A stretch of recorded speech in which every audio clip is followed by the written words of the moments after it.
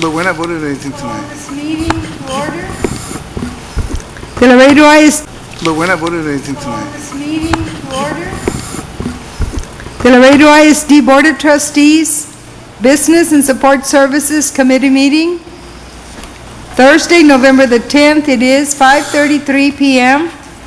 We're in the Amber Yuri Boardroom, and we will have roll call.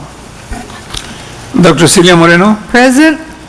Mr. Hector Noyola, absent. Mr. Jesus Martinez, present. Mr. Jose Valdez, Absent. Ricardo Garza, Absent. Mr. Hector Garcia, I am present. thank you. Mr. Jose Perez, Absent. He's not here. absent. Okay, Okay, so Pledge of Thank you. Allegiance, Mr. Martinez. thank you. I pledge allegiance to the flag of the United States of America and to the republic for which it stands, one nation, under God, indivisible, with liberty and justice for all. Dr. Nelson. Thank you, Dr. Moreno. This time I'll turn it over to our Chief Financial Officer to take us through our first few agenda items. Our Chief Financial Officer, Ms. Flor Ayala. Ms. Ayala? Thank you, Dr. Nelson. Good evening, Madam Board President and Board of Trustees. On item number 1, we have discussion and presentation to approve and or ratify the monthly disbursements for September 2016 at the regular board meeting of the Board of Trustees that will be held next week in November 2016. Total cash disbursements were recorded at $16.3 million, of which $14.2 million were used to pay payroll costs, and we recorded $2.1 million for the payment of goods and services. May I proceed, Madam Board President? Yes. I'll be going over the highlights of unaudited financial statements, and this is as of September 30th, 2016, which is the first month of the fiscal year, so the current amounts and the year-to-date amounts will be the same. Donations for the month of September 2016 were recorded at $17,047.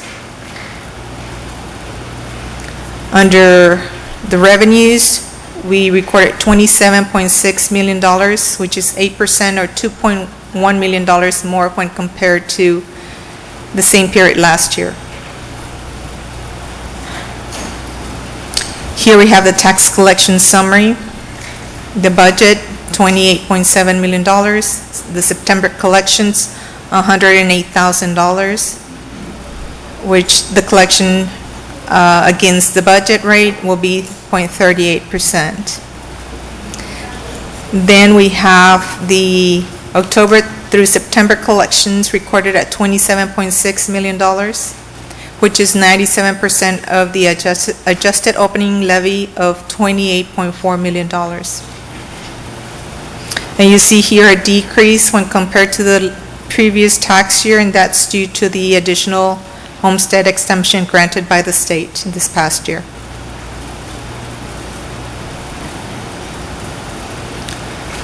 Here we have the expenditures by object. Total expenditures recorded at $17.6 million, which is $7,000 more when compared to the same period last year. The fiscal year-to-date amount will be the same. Here we have those same expenditures by function. We spent $11.4 million, or 64% of those expenditures, in instruction, followed by plant maintenance and operation in the amount of $1.6 million, or about 10% of the total expenditures. Why do we have such a big increase in transportation? Transportation would be, In terms of percentage, the 23%, the change? yes, number 34, it says 23% increase. I do not have that change. Let me see. No. I would have to get back with you. The only thing I'm thinking of is equipment that we're purchasing for people transportation, additional fleets. but I will check and provide you with a board update on that. Okay. Part of it has to do with increases in salaries. That's mainly the bulk. But 23%, it wouldn't be that. Well, it's because 51,000, I'm looking at the amount. The amount does not seem substantial. The percentage does, but not, the amount seems reasonable for salary increase.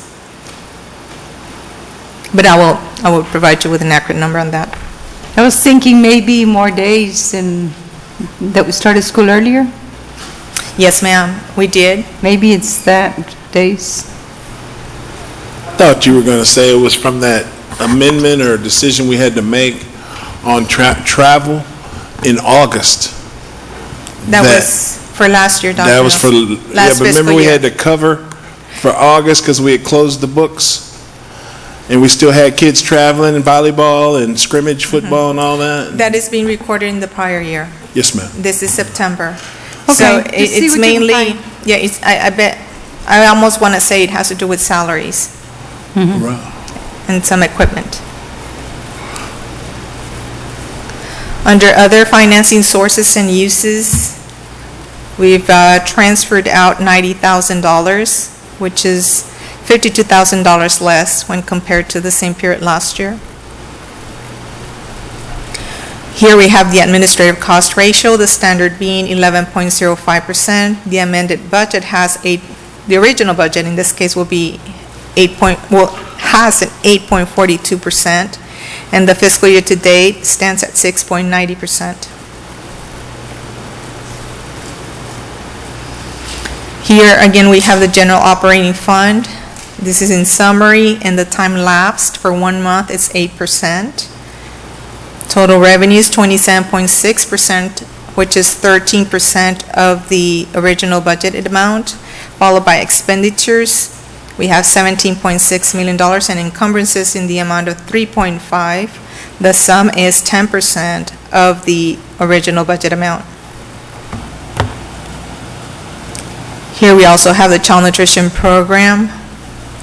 Total revenues, $2.1 million, which is 10% of the budgeted amount, followed by expenditures of $836,000 and encumbrances of 8.8, whose sum represent 46% of the original budget.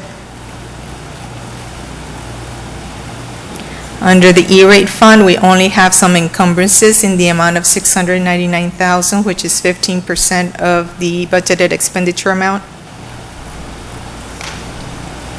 And here we have the athletics fund.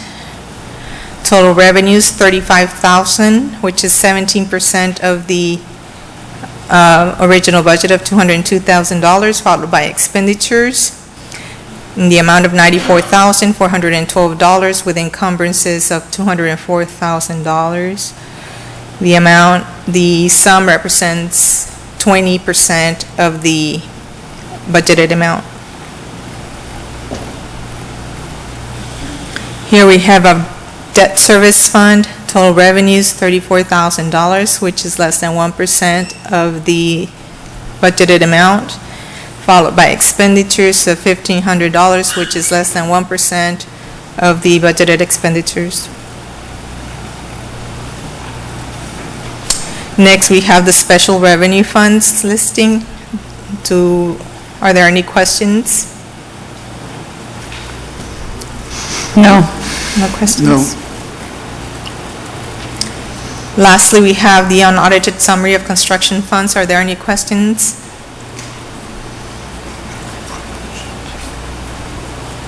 Those available balances from the 205 and the 206, how soon will it be that we get to appropriate?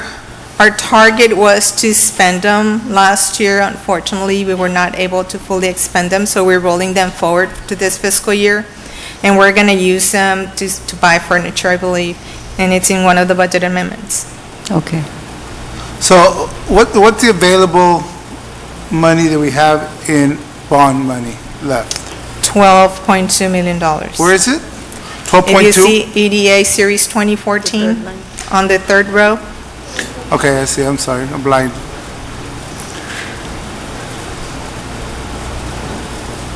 Project, how much money do we have left over from the Nixon project? Do you have that? Or you wouldn't have that? I do have it, but I need to search it. Okay, It's in the that's fine. supporting I'll get it la- documentation. I'll get it later. May I proceed with the next Yes. agenda item? Thank you.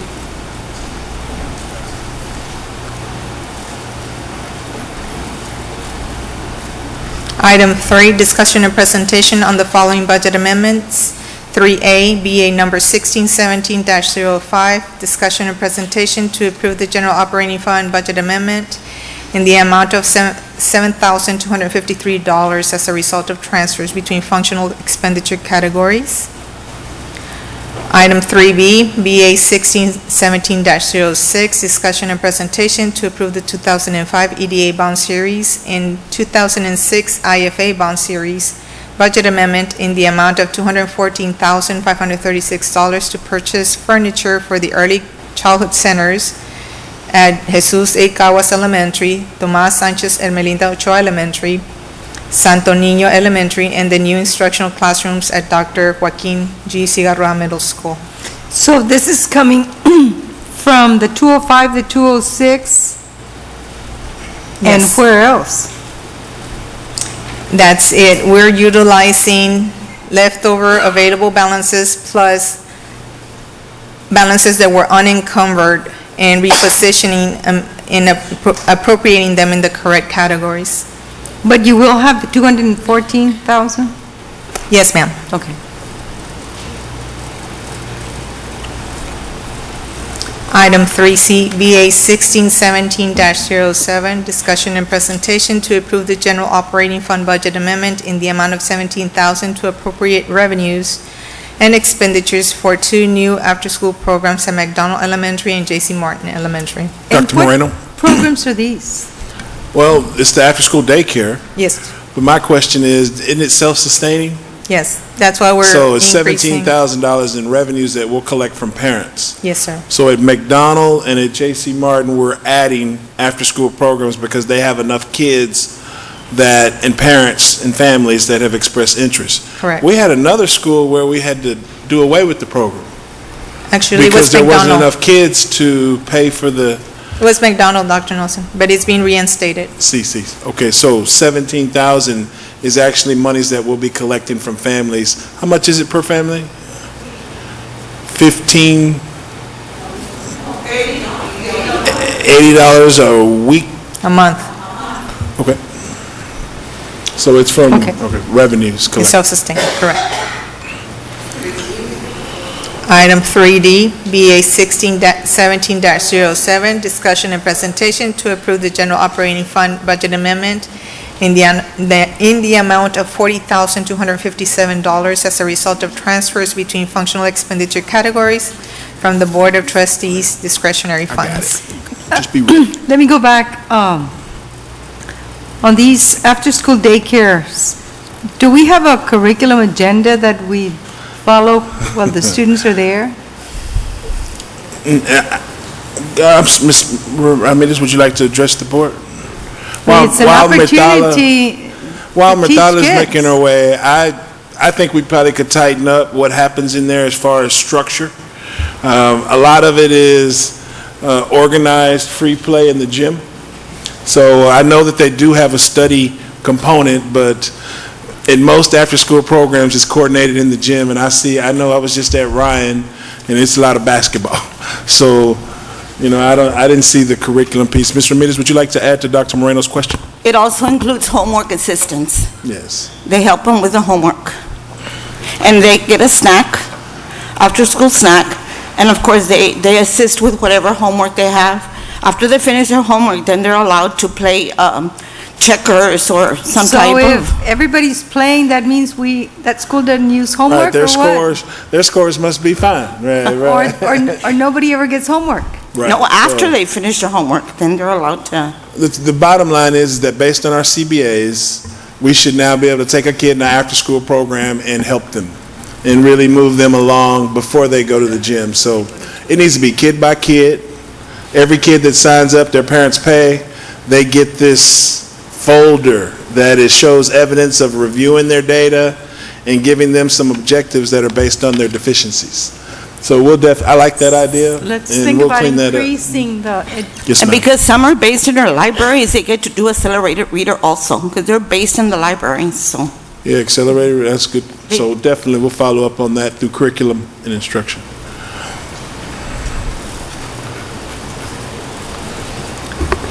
Item 4, discussion and presentation to approve and award the following bids, proposals, quotations, and contracts. 4A, renewal, request for proposal number 14-042, expendable office supplies.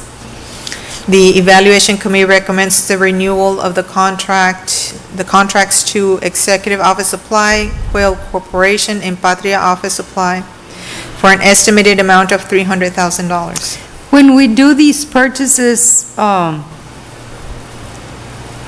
we have someone that will make sure that the purchase order matches the contract, whatever came in as the RFP?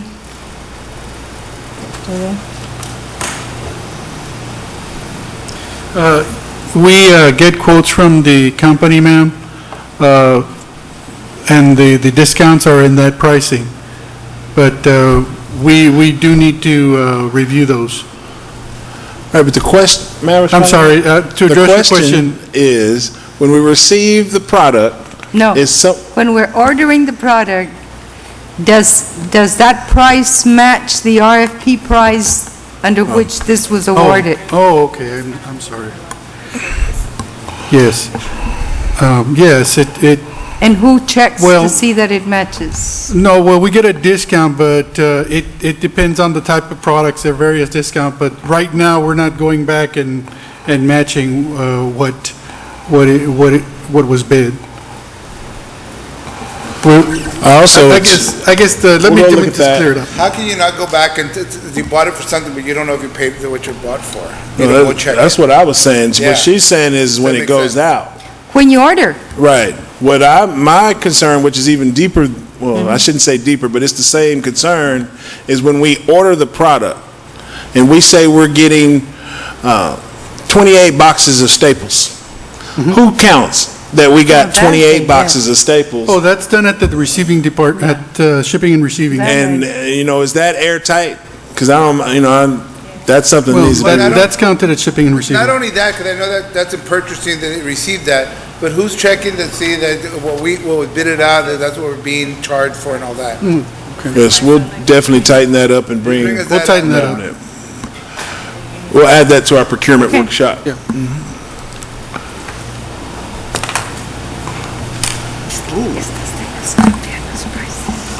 Item 4B, renewal, request for proposal number 15-033, math instructional materials and supplies. The evaluation committee recommends awarding a contract to the listed vendors for an estimated amount of $272,500.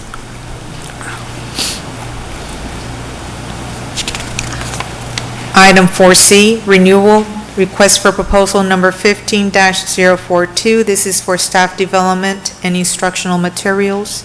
The evaluation committee recommends renewal of the contract to Ford Farrier LLC for an estimated amount of $475,000.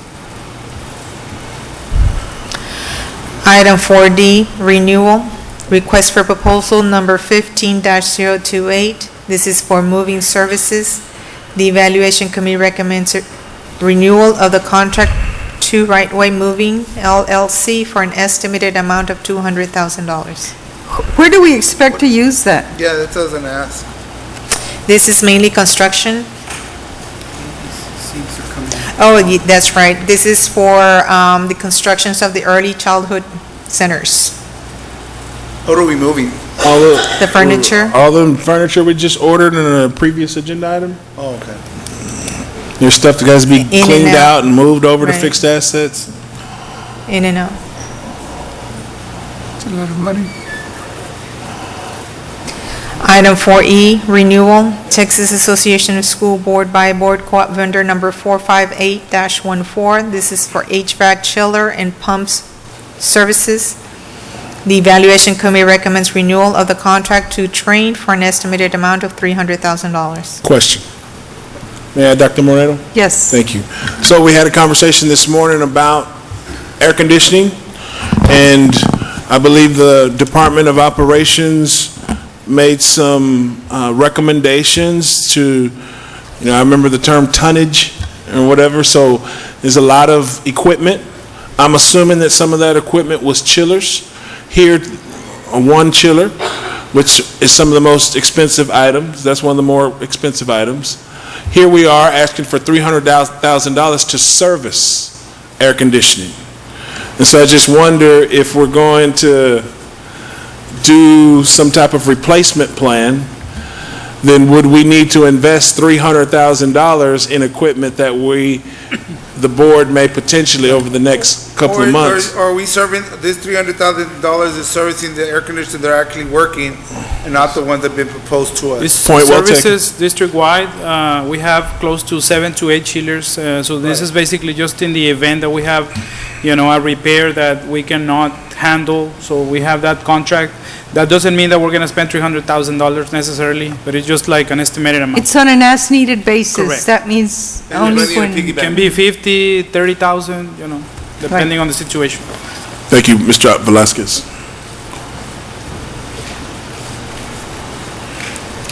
Item 4F, renewal, our request for proposal number 15-035. This is for auctioneer services. The Evaluation Committee recommends renewal to the contract to Capco Auctioneering Services for an estimated amount of $25,000. Who logs in, this is stuff that's being sold that's going into the warehouse, right? Right. Who logs in the stuff that goes into the warehouse?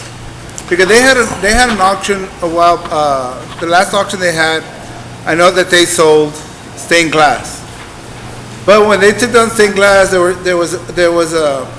was a Angel and something else that was also put in there, but it wasn't part of the auction and it disappeared from there.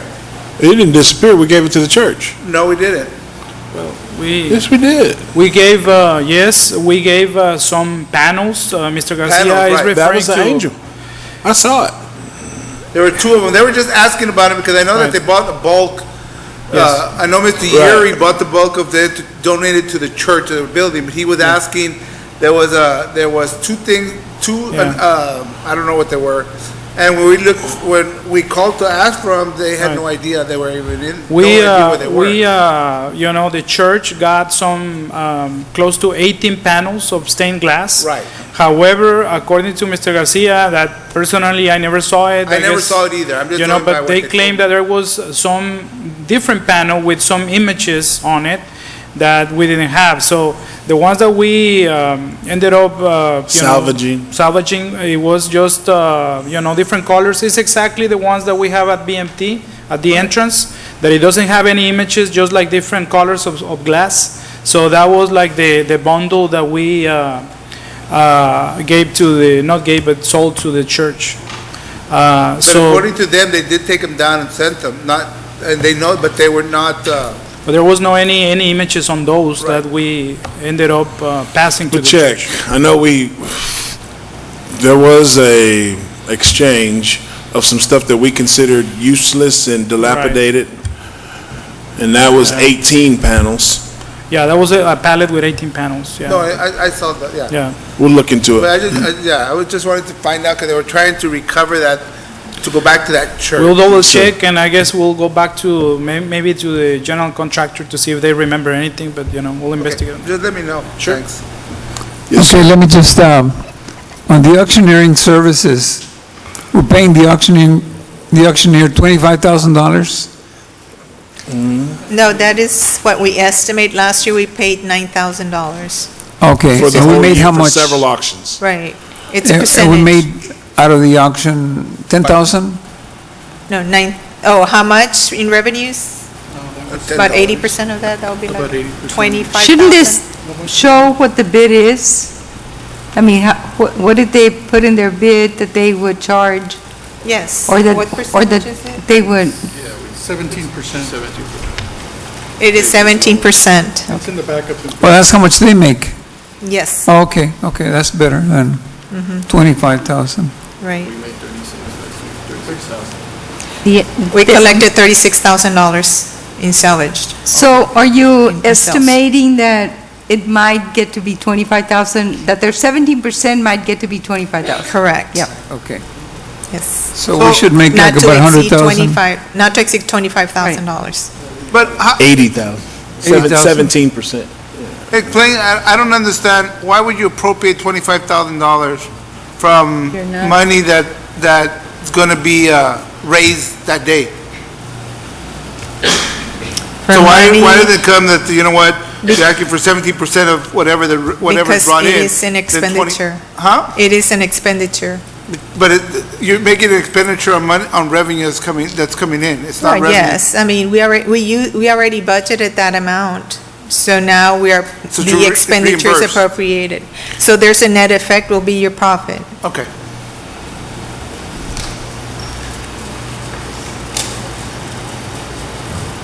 Item 4G, request for proposal number 14-044, air conditioning parts, supplies, and equipment.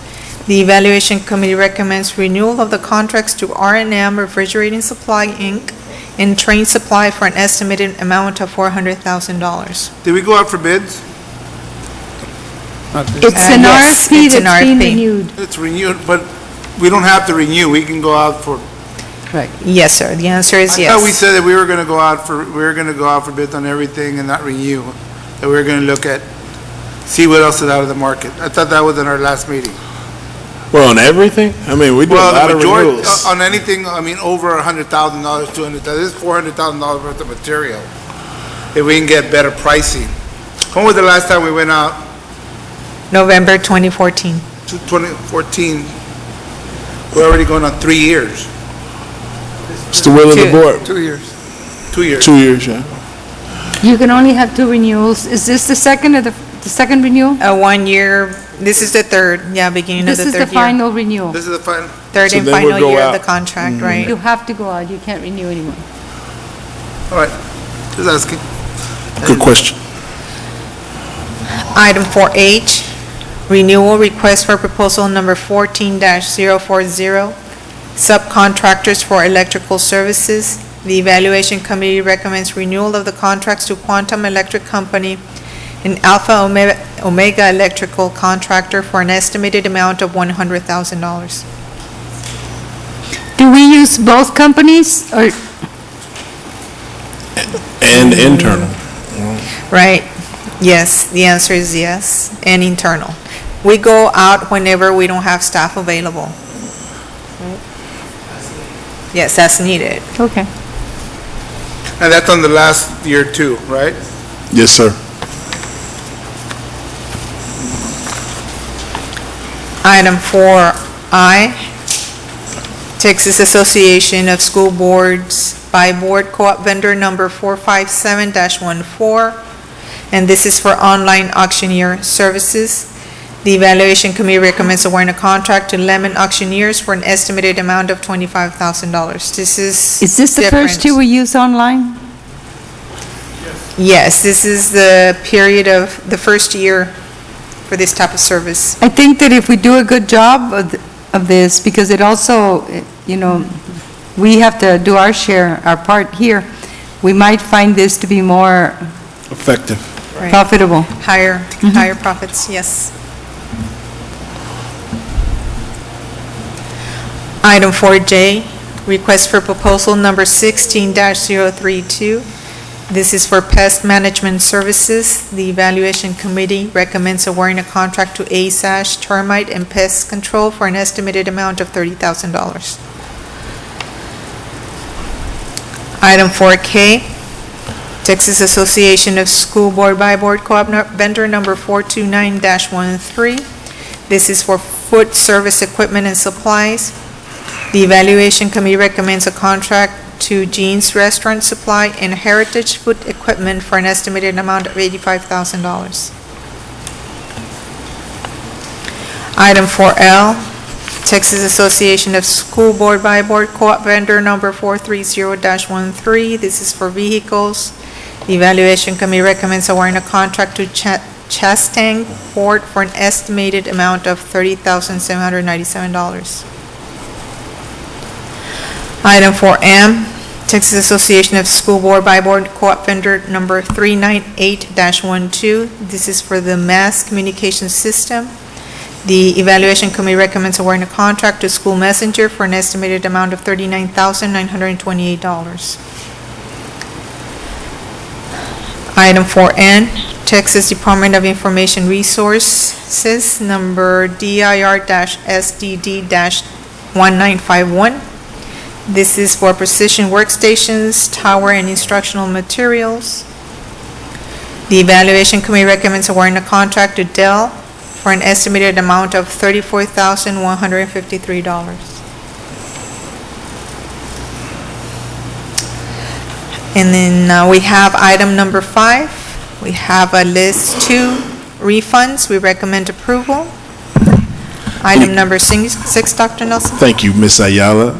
May we proceed, Dr. Moreno? Yes. Item number 6 is discussion and presentation to approve speaking services provided by the superintendent to other entities pursuant to Education Code Section 11.201, subsection E. Dr. Moreno, members of the board, I've been asked to give a back-to-school keynote at 2 different schools in the Katy Independent School District, a suburb of Houston. That presentation, one presentation will be in the morning, another presentation will be right after lunch. It's on January 3rd, which we are on contract that day. I'll be using a personal day, and I'll be paid a fee of $3,500 per speech for a total of $7,000. Any comments or questions? If not, may we have permission to proceed? Yes. Item number 7 is update on the Didi Achad Foundation assignment. Dr. Moreno, members of the board, we actually just wanted to clarify that in the Didi Achad Foundation will, it calls for the president of the Board of Trustees for the Laredo Independent School District to serve on the Didi Achad Foundation Board. Over the last 5 to 7 years, we've always had the president of the board hold that role, and in the event the president was unable to attend, he or she has designated another member of the board to represent the school district on that foundation. So it goes back several years where it's been someone's always at the DDHR Foundation meetings representing the district. It may not necessarily be the president, as is clearly delineated in the DDHR will. So we really just need to honor what the will says. We have spoken to the DDHR Foundation today. They did clarify that it's supposed to be the president of the board, and they understand how the district has been doing it the last several years. So we did have a trustee that asked us to revisit this, and I believe the expectation is that we follow the will. And I just wanted to have a conversation about it in order to be transparent. Trustee Garcia has honorably represented the district on behalf of Dr. Moreno as the president this past year, and there's been no incidents, and I'm not sure if there's any comments or questions, but we just wanted to be transparent about it because it technically this year has not been the president, it's been her designee. And it's actually only, in that particular year, it's only been actually one meeting. One meeting, so. Because there's no much money in the actual, So we can have this conversation again as necessary, but I just wanted to openly discuss how we've done our business with the DDHR Foundation. May we proceed? Yes. Item number 8 is discussion and presentation on the Civic Center, including a construction timeline and alcoholic beverage sales. Dr. Moreno and members of the board, we don't need to take a massive amount of time on this. We have our director of the Performing Arts, the Jesus Martinez Performing Arts Center, for the record. Did we call it? Yeah. Apologize for calling it the Civic Center here. That's a typo, my fault. The bottom line is that we've been doing the leadership of our Performing Arts Center has been exceptional. And we've tried to really continue to be creative in generating revenues.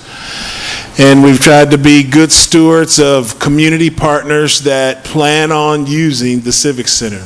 This agenda item is not for action. We just wanted you to see, first of all, a brief revenues report to show that in 2013, 2014, which I think is the first year we took ownership, we collected a total of $112 from rentals. In 2014, 2015, in my humble opinion, because of the services we provided, word got out, and now we have people requesting to use the Civic Center every day. I apologize. The impact is what we decided to call it, every day. We also, not only do we have people wanting to rent it from outside the district, but I would say our school district uses it pretty much every day on some level. When you give us a Yes, ma'am. revenue, does that revenue include the cost of our own schools to use it? It does. So like with principal meetings and all that's included in the revenues. Even though technically I don't believe there's a exchange of funds, like when the Civic Center, when the principals use it. Shouldn't we show it some other way? I mean, Yeah, you want to see the revenues generated, taking out the school district activity. exactly, because not every one of those would have been a charge if we didn't have the facility. You know, in some cases, we would have used So this gyms, is A we true gym. would cash. have used This classrooms. is not IOUs from the district. Right. I understand. We can clarify that The and clean first, that up. can I? Yeah, The Mr. first Velasquez. graph is basically just, outside entities renting the That's- facility. okay. The second one is basically putting together a figure of how much we're saving or using The the facility value of our use of for it. the school district. So Right, that's but the it's one not- in the middle. But the first one is only, It's only From outside, okay. entities. So that one that we see on the screen right now, that's the one basically for the school district. Right. And that's the difference. So in any case, the point that we wanted to make is that we have been using the impact at a level that our taxpayers would be proud. It's been a good investment that this board made back in 2013. We're only in November, and you can see that we're on schedule to increase our revenues generated. Now, as the agenda item says, there's two things that the board needs to be thinking about that we just want to continue to be good community partners. We have a list. Do you have the list of all the people that use it? Yes, we do. You could pull that up. There's a document that we've provided for you. We'll show the public.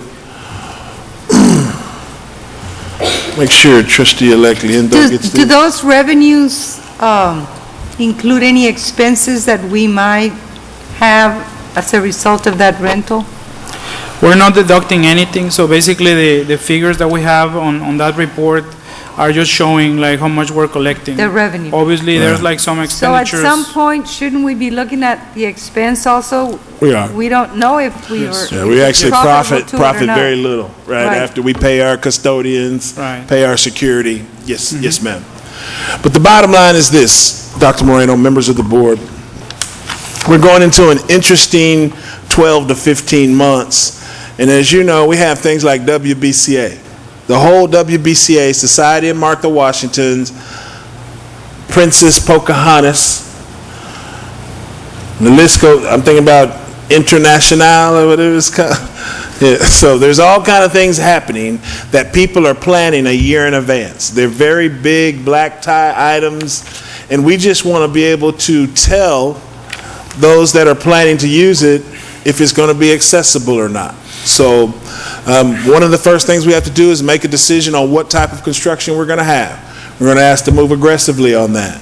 Then the next thing we want to do is identify a timeline where both campuses, departments, and the public will not have access.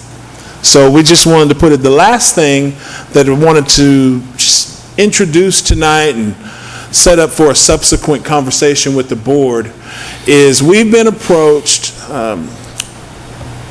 Ms. Martinez, Mr. Pacio de la Rosa, is approached by several companies that are, I guess the word I want to say is they're entertainment people, and they do like comedy shows, and the city of Laredo will say that there was a time where they willingly rented our facility, our theater, our auditorium for these comedy shows, and they allowed alcohol.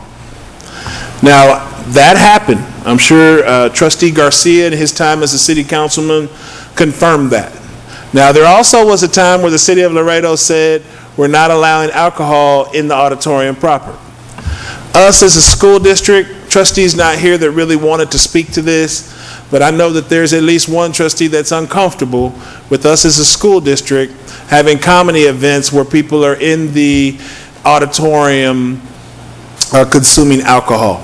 We have an increased deposit for cleaning up that we expect, and there's been no problems. The partner that we've used has been a good customer of using it, and it's left it clean, and so I'm not complaining about the activity. It's really just the concept. You know, on Sunday night, some people drinking in there. The next morning, we have an early childhood graduation. That's a little awkward, but, you know, we haven't had any problems. I want to be clear on that, and Trustee Garza's not here to really clarify his concern, but he did send Ms. Rodriguez and myself an email that he'd like for us to visit about that. So we at first had denied that. I know Trustee Garcia remembers that. But I think if you're leasing out the Civic Center for dances that they have alcohol, the auditorium should have the same Flexibility. if you're going to make money. That is what we're going to do with it. Hopefully by the end of December, January, we're ready to move forward on either a building, on an administration building. We're not building administration building. Whatever we're going to do, I think it's coming up in the next month or two. So we'll have a direction where, because we've been sitting on this too long. Yes, sir. So, but I think the lady that's running it there does an outside. She's doing a real good job, and she controls pretty well what's going on. It's so clean. I think as long as we have the rate is a little more. They're responsible for cleaning up and all this. I don't see a problem. I personally don't see a problem with it. Well, one thing I'm really worried about is that when we tell our local partners that we're not open because we're under some type of major renovation, obviously they'll have to find another place for the Diana Rendon Academy, dance recital, and Alethea, and other activities. I'm just afraid they won't come back. Now maybe that'll be good because we'll have a brand new facility that'll stay full just for LISD, but I know that our intent was to try and turn our facility into a revenue generator. We can't take that attitude, because if you do that, they're closed down the bridges right now. Does that mean people are not going to come back to the bridges? That's a loose analogy, but right. We got to do the renovation that we need to do to make it a better presentation. If we're going to do, it could just be, we don't know yet what it's in. It could really be a paint job. Yes, sir. It could be closed for a while, or it could be a full-blown, which I think it needs to be, event. Point well taken. Any other comments or questions from the trustees on this agenda item? Nope. If not, may we have permission to proceed? Yes. Item number 9 is discussion and presentation on targeted improvement plans for formerly improvement required campuses, including Bruni Elementary, Landecker Elementary, Santa Maria Elementary, and Cigaroa Middle School. This has actually, unfortunately, become an annual agenda item for us. As long as we have formerly improvement required campuses, some of these will come off the list if they continue to meet state expectations. It's not necessary for us to go into details because we have already posted and scheduled a public hearing on this, scheduled for Wednesday, November the, Ms. Soraya, November, what day is it scheduled for? The 16th, November 16th. I'm sorry, it's scheduled for Thursday, November 17th. Thank you. And that's where we'll go over the details of this presentation 1 week from today.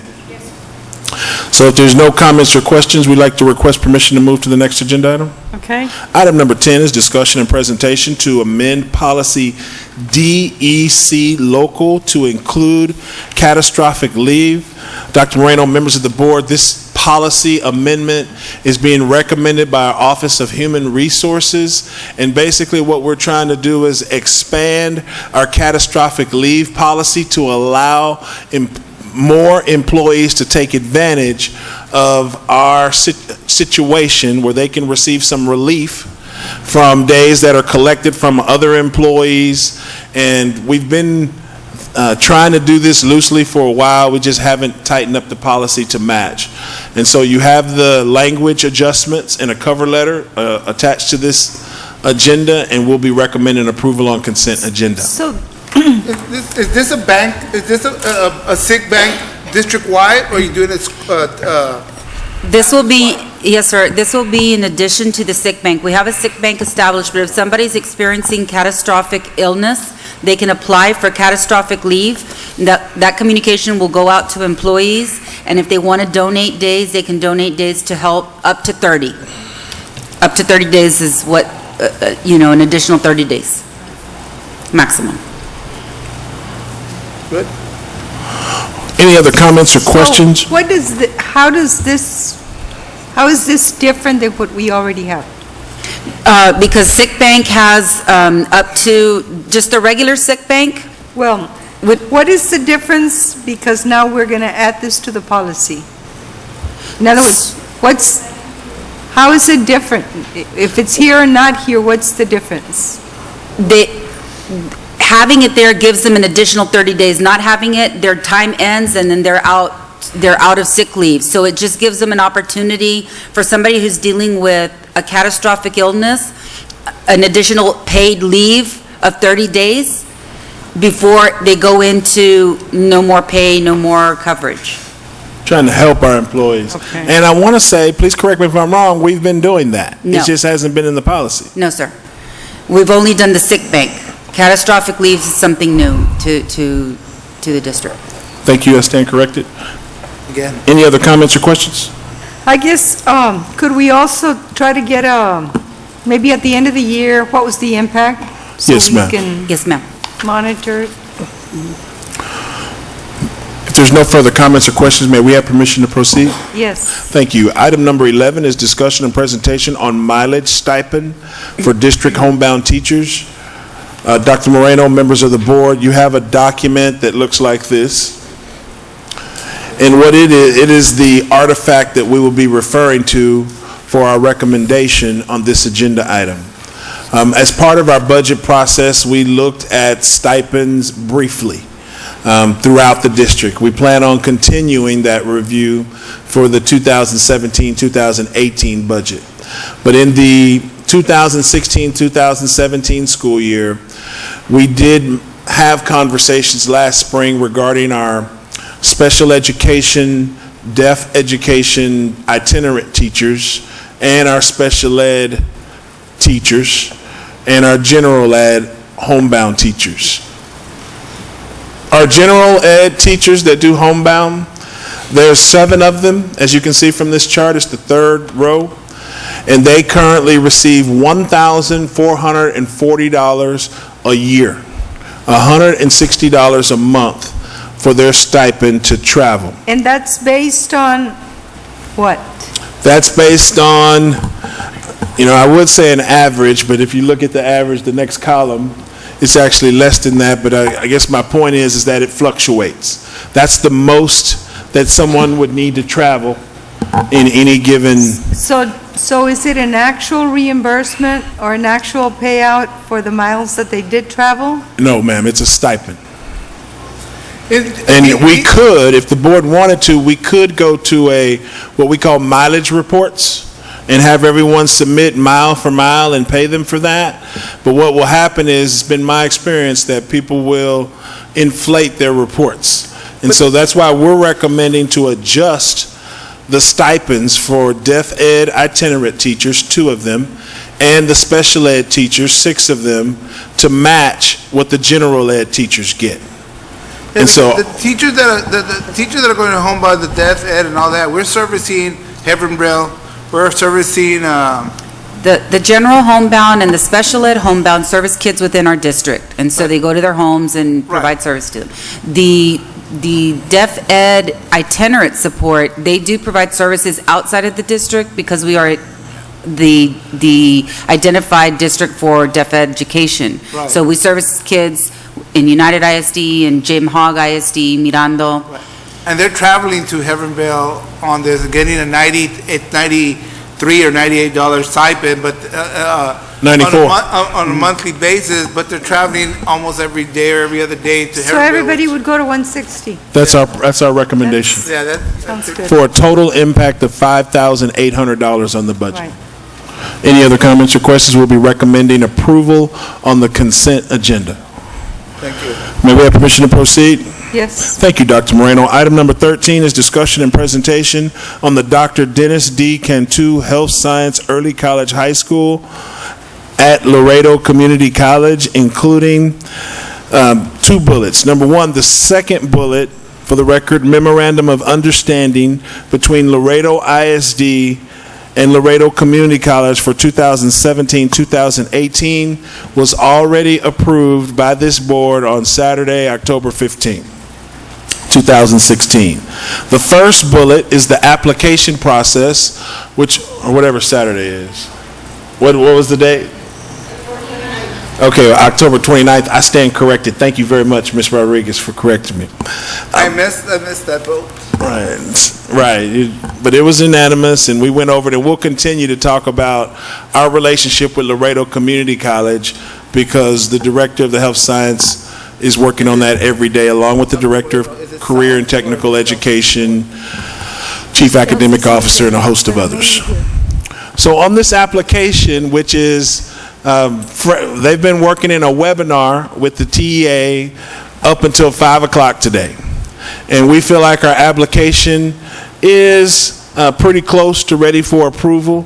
There's still some aspects on it on when kids take the TSI and just some specifics about our relationship with Laredo Community College. But we're prepared to go ahead and recommend approval.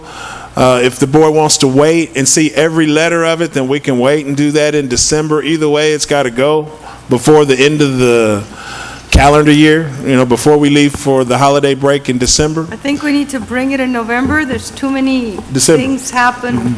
No, November. Oh, you want to go ahead and take action there? Yes. Okay. So There's we'll too give an many update things. tomorrow on what we December. got from today, and we'll be asking for approval on consent agenda. And we'll continue to update the board monthly on this particular item. One of the things that came up, I just wanted to tell the board, just out of respect for previous board member, past board president, Dr. Dennis Cantu, I'm going to make official contact with him tomorrow, if it's okay, and just let him know about the tweak. For the record, the reason why we hadn't contacted him is because his name still stays where it was. It really has very little to do with him proper, but someone suggested that he was asking. We're upgrading. Yeah, we're improving it, right, innovative. So we do have our director of the Dr. Dennis D. Cantu Health Science here, Ms. Jerry Arredondo, and so not sure if the board wants to have any conversations with her. Otherwise, I'm proud of her work, and Mr. Roger Garcia as well, and Yvonne Degollado has worked on it, and of course our chief academic officer and our executive director of student services has participated in the relationship with Laredo Community College as well. Did we correct that title on the MOU? No. Yes. We'll double check it and bring it the way it's supposed to read according to the early college expectations. So, yes. Okay. Any other comments or questions? Did we skip number 12? Oh, I apologize for that. I appreciate everyone's feedback. Item number 12 is discussion and presentation to obtain a maximum class size waiver from the Texas Education Agency for all kindergarten through 4th grade class sections exceeding the class size limit of 22-1. Dr. Moreno, members of the board, the Office of Curriculum and Instruction provided you a black folder that had this document inside of it. And inside of it, it explains, number one, the board approved in October 55 waivers. And since then, we have continued to monitor our class sizes in kindergarten through 4th grade We've had an increase in enrollment in our kindergarten program, which is good. And we've had a few hardships that really are about keeping siblings together. We didn't want one sibling to have to go to Cowes and another sibling have to go to McDonald. And so that brings us to need an additional 23 waivers in order to be in compliance with the Texas Education Agency's expectations for maximum class sizes in those grades. Any comments or questions? So we still down from last year? How many waivers did we do last year? 200 plus? Oh, yeah, it's less this year than ever before. Okay. And I'd like to applaud our Director of Elementary Education, Mrs. Mirtala Ramirez, for coordinating this very tedious application. May we proceed? Yes. Thank you, Dr. Moreno. Item number 14 is discussion and presentation on the Memorandum of Understanding between the Laredo Independent School District and the National Hispanic Institute with an estimated cost of $20,000. This agenda item was discussed in detail and led by our Director of Secondary Education, Mr. Oscar Pettis, and it's an annual relationship we've had now for several years where we identify students that get to travel either to Sherman, Texas, or to Austin, Texas, or was it Seguin, or anyways, it's leadership opportunities to develop these kids. It's a very innovative program. It's for Hispanic students only. They invite students from districts that are predominantly Latino. And we're just proud of the kids, and we'll be sure and recognize them at the board level and have them show evidence of the training that they received from this $20,000 investment. Any comments or questions? We'll be recommending approval on consent agenda. If there's no questions, may we proceed? Yes. Thank you, Dr. Moreno. Item number 15 is discussion and presentation on a resolution recognizing the Webb County 4-H organization as eligible for extracurricular status under 19 Texas Administrative Code, Chapter 76.1, pertaining to extracurricular activities and the appointment of adjunct faculty. Dr. Moreno, members of the board, 4-H is one of our strongest programs. And it's really coordinated with students through Life Downs.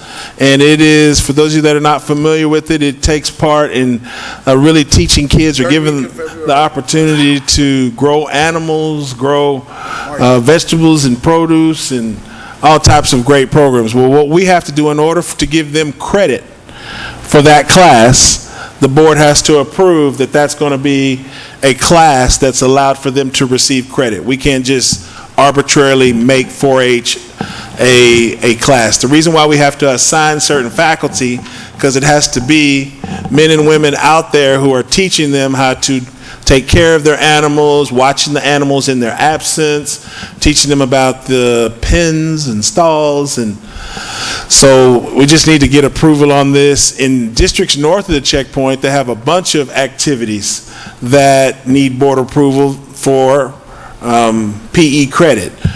Judo, karate, some places allow kids to swim, but they don't have a swim program in their district. So this is just similar to that part of the administrative code. But there is correct me if I'm wrong, another council's here. Yes, sir. There is a state number for any kind of program you have in FFA or 4-H that gives you credit or gives you credit as an elective. Right. This allows 4-H club members to Right. be absent during that week and still Oh, be to be absent, considered and it's considered to- as an okay. activity for the school sponsored. Yes. May we have permission to proceed? Yes. Thank you, Dr. Moreno. Item number 16 is discussion and presentation on the final completion and release of retainage in the amount of $3,250 to American Contracting and Roofing for our RFP number 16-002, restoration of the urban building roofing. Dr. Moreno, members of the board, we discussed this at our operations committee meeting. The one thing I remember we were supposed to do is confirm that since the rain has recently happened, that we haven't had any issues with the roof there. Mr. Velasquez, would you like to provide an update? We'll be there tomorrow morning, and we'll be ready by the regular board meeting with a complete report on this. So we don't know yet. We collected the signature 2 days ago, so by that time, we had already some rains. So I'm assuming by the principal, by signing this document, she's ensuring that they didn't Right, have the any problem problems. is the principal's out of town today. Yes, The but we will principals are check again, professionals. we will Right, check we'll again check with the tomorrow, principal and, bef- you know, we'll take pictures, you know, and by the regular board meeting, we'll bring like, you know, again, more information on this. Thank you, Mr. Velazquez. So we're recommending approval on consent agenda. The principal is out of town on school business, so we'll make sure and confirm and take pictures. Otherwise, we'll be recommending approval. Are we getting on the roof, or we're checking the roof, we're checking the inside to see if there's any wet on the plaster? Because you can see a paint, you're not gonna see anything if they patched it up. Are we actually going to see where the work was done? If Right. it's moist, if it's not moist, if it's, I mean, the whole scenario? Flooded, as they talked I about this received morning. the evidence of pictures from the construction department and also the maintenance department, but I'll go myself, you know, just to double check, you know, tomorrow morning. I would. May we proceed? Thank you. Item number 17 is discussion and presentation on the final completion and release of retainage in the amount of $4,500 to American Contracting and Roofing for a request for competitive seal proposal number 16-2016-001, the Gallego Elementary Canopies. Mr. Velazquez, we recommend approval on this. I know we've had some Yes. problems with one canopy that was damaged by Southern Sanitation. Exactly. One of these canopies that we're recommending for approval, it has nothing to do with the, you know, company that built them. But we had some damages. We already have the cost estimate, so it's $2,500, and Mr. Mora will be, you know, working with their insurance to make sure that we get the reimbursement. With Southern Sanitation. Southern Sanitation. Right. Okay. Any comments or questions? Next item. Thank you, Dr. Moreno. Item number 18 is discussion and presentation on proposed memorandum of understanding between LISD Farias Elementary School and the City of Laredo for the installation of exercise equipment at no cost to the district. Were they going to Table that? table this one? Well, there was a meeting today at How did the 2:30. meeting go? We met with them, with the Director of Parks and Recreations, Mr. Guzman, and so we discussed all these concerns. So the solution to the Ryan situation is that they're gonna have to lock the facility earlier, so we got the commitment from them. We're gonna be also monitoring that is happening. They also committed to clean the facility 3 times a week, just to send their staff to make sure that nothing is there at the end of the day. And I also will be coordinating with our custodial staff just to make sure that we do our also, you know, observation before the beginning of the day, just to make sure that everything is safe for the students. So for the benefit of our trustee-elect Liendo, who is here today, everybody help me welcome trustee-elect Cindy Liendo. So just to give an overview, so we've got 4 parks that we're talking about. One of them is at Ryan Elementary. One of them is at Santo Nino Elementary. One of them is at Milton Elementary. Yes. And now we're proposing a 4th one at Farias. The City of Laredo pays for all of this exercise equipment. And to be honest, without putting all of our business on the TV, we're having problems with that relationship. Kids are vandalizing them. They're supposed to be locked at 11 p.m. The City of Laredo is supposed to do that. They're not doing it. So we're getting reports starting at 7 o'clock in the morning of things like syringes, condoms, a host of other things that we're trying to keep our kids away from. So today, Mr. Velazquez met to try and really tighten up our MOUs, because for each one of those projects, we have an MOU that says that will never happen, but it's been happening.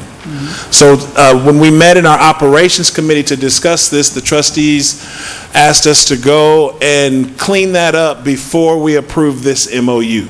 So right now, I believe it should stay on here, but I really want to have a conversation with the city manager about the conversation you had with Parks and Rec and the plans we have to lock it up, everything that Mr. Velazquez just reported on from the meeting. So we might stay on if I feel like we've gotten a plan, and if not, we'll bring it after we've gotten All a plan. But let's just be clear, let's not over dramatize it. It's not like you have everybody doing drugs there every single day. It's just incidents that happen in the long time that we've had it, but it's still a big concern. It's mainly The trash. more concern than the little thing like that is that people are on these courts at 12 at midnight, 3 in the morning. That's a thing Liability. every day. They're going to get hurt out there, and then Yeah. they're going to try to sue us. The Now- other thing that you meant, I'm sorry, go ahead, Let me trustee. finish up real quick. Yes, sir, yes, sir. I'm on a roll. On the discussion today, Yes. did you all discuss on the fence, the bottom of the fences? Yes. Because like at Ryan, they'll move the fence and go under there, because Right. I've seen them. I've actually helped Yes. them, because there's a fat lady trying to get in. And I helped her get in, but Yes. her kids are in there. Right. But we need to time that or either Yes. cement it ourselves, because it is our property and we Yeah, need that's to look our- at. it's our Right. responsibility. And we need to have the proper signage, that all these rules that we put into place Signage. exist. And did y'all talk about the possibility of no parking signs across the street where the residents live, because they're parking in Yes. their parking area? We discussed that, and they're going to be helping us to facilitate some of this signage, not only for that location, but hopefully of them. for the playgrounds and all of that. And as far as the fence, yes, that is our responsibility to fix, and we'll be coordinating that with maintenance. Thank you. Okay. That's what I wanted to talk about. Thank you. Okay, next item is item number 19, which is discussion and presentation on proposed HVAC equipment replacements district-wide, including forecasted financial impact. Based on our operations committee meeting, I believe we can table this item, as we've asked the Director of Maintenance and Operations, under the direction of Mr. Velasquez, to organize a 3 to 5 year plan for air conditioning. And we'll be bringing evidence of at least beginning that planning in December and finish it no later than January, including recommendations for funding. May we proceed? Yes. All right, that brings us to item number 20, which is a similar situation. For the record, discussion and presentation on funding needs to replace outdated white fleet vehicles at the Operations Department. This conversation during our Operations Committee meeting turned into a lively discussion about replacement versus, I forgot what the other thing is, but we basically were, right, we were buying vehicles and they were not replacing. We were taking the older vehicles and keeping them in the fleet. And I believe on behalf of our honorable board president, she can't support that. She really wants us to, every time we buy something new, something old is discarded. So we're going to organize that plan and honor what was discussed at the committee and bring evidence of that in December for the board to consider and take action on. I think the only thing that we did talk about, and I think Dr. Moreno would agree to a point, that when we do our initial investment, that we might take the same thing we did 10, with the yellows. We might buy 10 or 12 white, but there's only 8 that actually really need to get rid of. The other Like we ones- did with the buses. So, yeah, and then after that, every time you replace 3, then you need to take off 3 out first. I remember that But you discussion. might have some that are just there Yeah. that you haven't gotten rid of. I remember that discussion, yes. So we'll follow up on that in December, and Mr. Feliciano Garcia, Mr. Velasquez, and I will coordinate that. May we proceed? Yes. Thank you, Dr. Moreno. Item number 21 is discussion and presentation on the sale and disposal of surplus computers and electronic equipment that are no longer useful to the district. Our Director of Fixed Assets, Mr. Sergio Neda, made a thorough presentation on this. I believe we have an opportunity to make $36,000 on this dilapidated equipment with a company from Houston. The other option is $9,000 with a company from Oklahoma. And so it's stuff that we need to get rid of. I still believe, I said it this morning, I'll say it again, that if they're giving us $36,000, for some reason I wonder what kind of gold, platinum, what's in there that they would give us $36,000. I don't want them making $100,000. I'm sure Mr. Manoa and you would confirm that that wouldn't happen. But anyway, so we recommend approval as presented this morning. Who did this? Mr. Neda, and Mr. Manoa. It's computers and other dilapidated equipment. Any other comments or questions? If not, then may we proceed? Yes. Item number 21 is discussion and presentation on the sale and disposal of, item number 22 is discussion and presentation on body-worn cameras. We have our Chief of Police, Mr. Roberto Villarreal here. Can you pull up the presentation? So while we're pulling up the presentation, we made this detailed presentation that you're seeing today was made in our Student Services Committee meeting on Monday. And it's really just 3 slides, and so I will allow you to speak directly with the chief as you deem necessary. But the main thing you need to know is, go to the next slide. Mr. Villarreal. Oh, I'm sorry. So we have an update on where we're at with that. Next slide. So in our student services meeting, what we went over are the foundation of what we plan to look for in our body-worn cameras. And so we talked about everything from in-car cameras, automatic recording activation, the professional services, evidence software. I can't read the next one. For some. And so these are the aspects of the body-worn camera proposal that we're considering. These are the different aspects. Next. So what you have here is a summary of the vendors that we reviewed in order to identify finalists. And obviously you see that recurring costs is one of the main aspects that we studied from each vendor. So you have 4 vendors, and I believe it brings us to the next slide, which shows us the finalists. And based on Chief Villarreal and his team, they have identified 3 finalists. I want to say a committee of users. And we're preparing to go forward after we have really reviewed our 3 finalists and make a recommendation. That is correct. Chief Villarreal, do you have anything you'd like to add to this update to the board on body-worn cameras?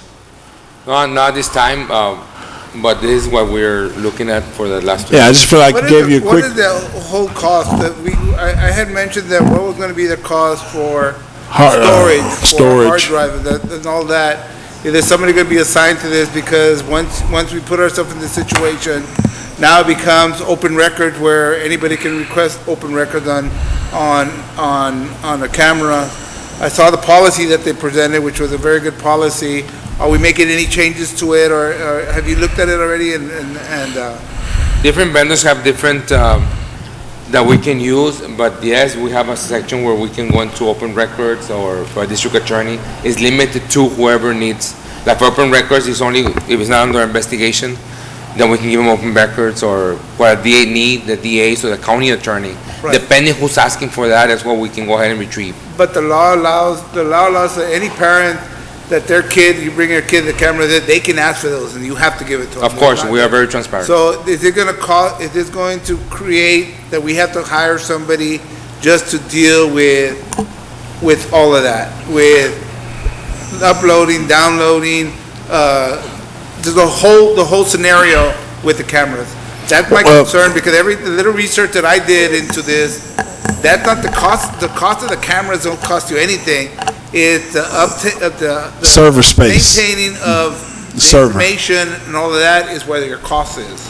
We're looking at the server and the iCloud. So before I assist you in answering Trustee Garcia, my question for you is, when do we plan on bringing a recommendation to the board for body-worn cameras? Will that be December? Most probably like December, January. Officer Villarreal has been the one who started with this, and he has more information. So basically, do you have an anticipated date that we'll be bringing a recommendation to the board on a purchase? Officer Eric Villarreal, for the record. We have an understanding that hopefully by January of 2017, we should have a recommendation by that timeframe. So thank you very much, Officer, I appreciate that. What I want to say is to your question about server space and some of the technical storage, I don't believe there's a need to add because we already have a Chief Technology Officer who's more than willing to serve as the coordinator for this innovative idea. So I don't think we'll be adding staff. If not, the instructional technology coordinator can help you. Right, but it's not I know what his capability is, but it's not a capability. Technical. It's not for somebody of his caliber. Right, wait till or it's time you got to be an expert. Right. I totally understand, and we're going to include that as part of the presentation. We'll have an update in December on what we've done from November to December to prepare for a final recommendation in January. That's correct. For the record, do these three have cooperative contracts, cooperative purchasing contracts? To my understanding right now, we do have a DIR with all three of them. Okay. Two of the actual vendors, which is Reveal Media and Wolfcom, are through a buy board. And Those are co-ops. Right. And DIR is the Yes, ma'am. co-op. Because So, yeah. we didn't put an RFP out so that, you know, we Right. we That's are 'cause we kinda plan on limited. using a co-op. Yes, Right. okay. Point well taken. You want to add something, sir? The reason for that with Dr. Moreno is because of the time frame. We're looking at 60 days or to 90 Right. days, and that's in reference But to the two. regardless of the time frame, you know, but Right, we this need is a to. legal way of we need buying, to- so right. it's okay. It's a legal way to do it, but in the, you know, procurement is a sensitive topic around here, and normally we post it. So we're using a co-op. We thank you for your addition, and we'll work together to make a presentation in December and a final recommendation in January 2017. No, when the final comes, that it's a full Clean, package clean. on what the Comprehensive. total cost is going to cost. So Mr. Manoa will participate in our planning as well. Thank you, Chief. I appreciate your presentation. May we proceed? Thank you, Dr. Moreno. The final item we have for tonight before we get into our communication and updates is discussion and update on the procurement department. Dr. Moreno, members of the board, respectfully, over the last 6 to 8 weeks, I really have identified an opportunity for us to streamline our communication channels with our procurement department. Mr. Alcantar and his team, the Director of Procurement, for the record, are hardworking and dedicated individuals to the school district. I believe they're ethical and they try their best. But we procure so many items in the district that involve what procurement calls project managers. And the procurement needs and specifics that child nutrition needs is different than what construction needs, and it's different than what curriculum and instruction needs. And we're trying to really do our business in a way that's transparent, in a way that people feel confidence in our procurement methods. We just last month had a very detailed construction audit, and many of the recommendations in that audit from our internal auditor involve the procurement department. And so Dr. Moreno has for years been asking for clarifications on the trainings that our procurement department seek and ultimately attain, and I'm proud to report that Mr. Alcantar and his team have been rigorously working on meeting higher training standards. And we just want to set up a couple of conversations that allow us to clarify procurement's role, their training standards, and really how we're going to improve the relationship between our construction management department and procurement. And to be quite candid, not to blindside child nutrition, but that has recently surfaced as well. And we procure enough fruits and vegetables every day that my office has received some concerns about that. And so we just want to do our business better. I put it on this agenda, number one, to give the Internal Audit Department and other concerned citizens confidence that we're addressing this. And it's not going to be something that happens in one meeting. It's something that's going to require lots of detailed conversations and recommendations. So we will have some recommendations on how we can adjust things like our construction procurement committees and maybe even adjust the weights and rankings. And I know I speak for Mr. Alcantar as part of my team, that we're open to whatever the board needs to have confidence in whatever we procure. So we just wanted to provide an update. We'll be scheduling those once we finish all of our transitions next week. We'll start with construction. I believe at some point quickly we'll get to child nutrition. And there's really some others as well that we just want to make sure that we support our procurement department in a way that our taxpayers deserve. Oh, are we headed to the, I know we talked, are we headed to the way that for child nutrition, that their procurement is done at their facility? No, well, if you know the situation, respectfully, we just pulled it from child nutrition. Why?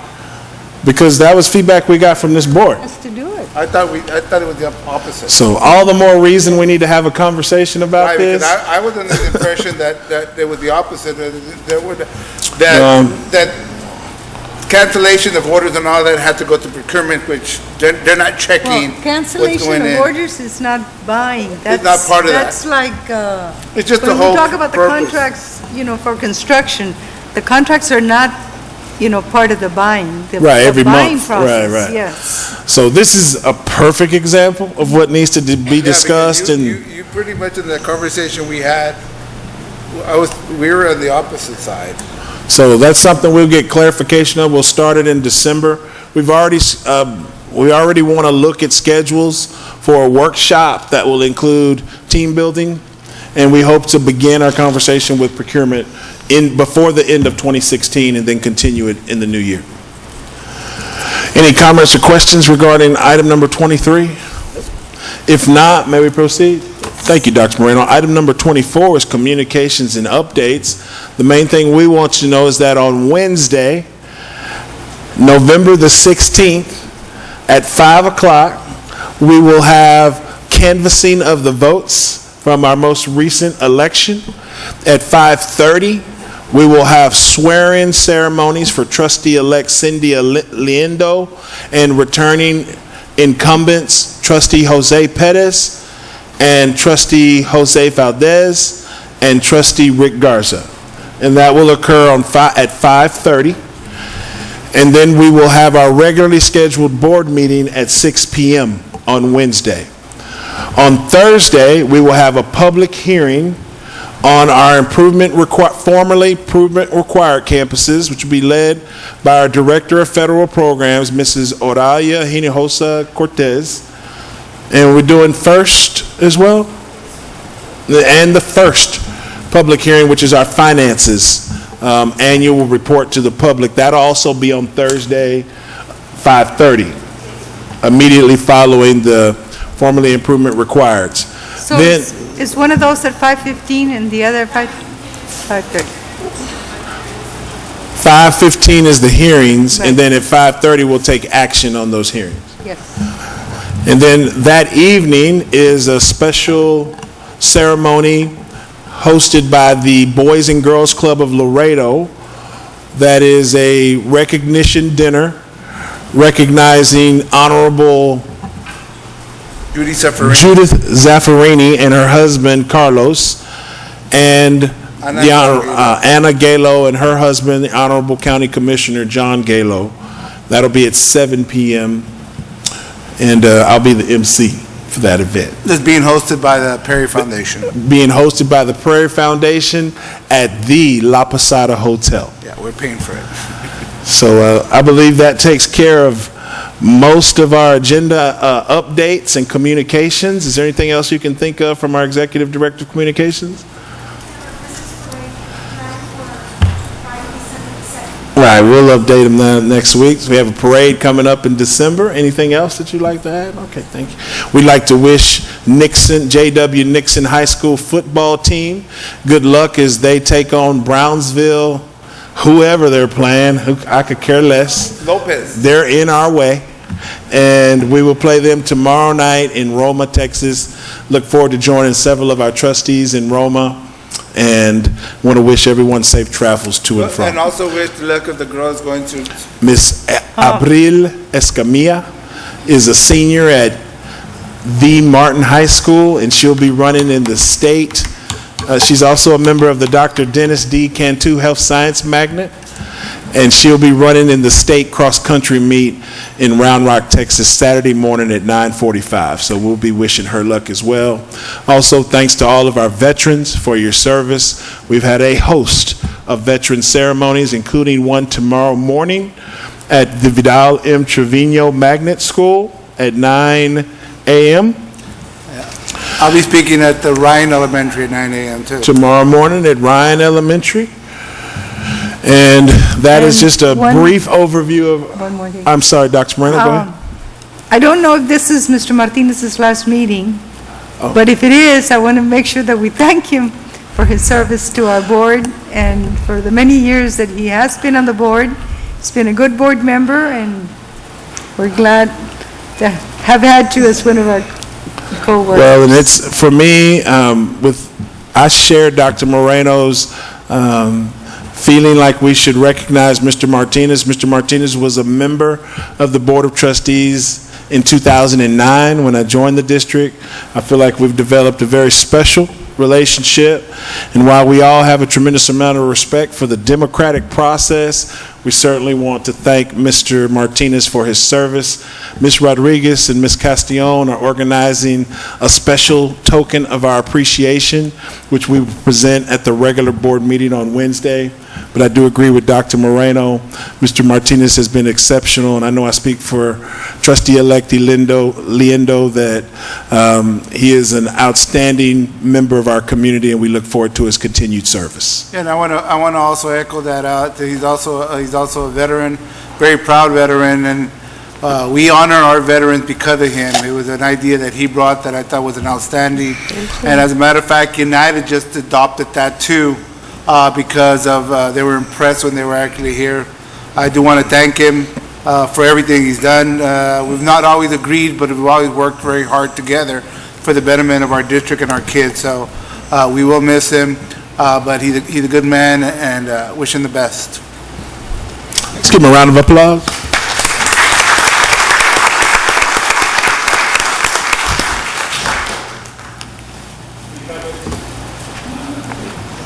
Okay, then that concludes our meeting.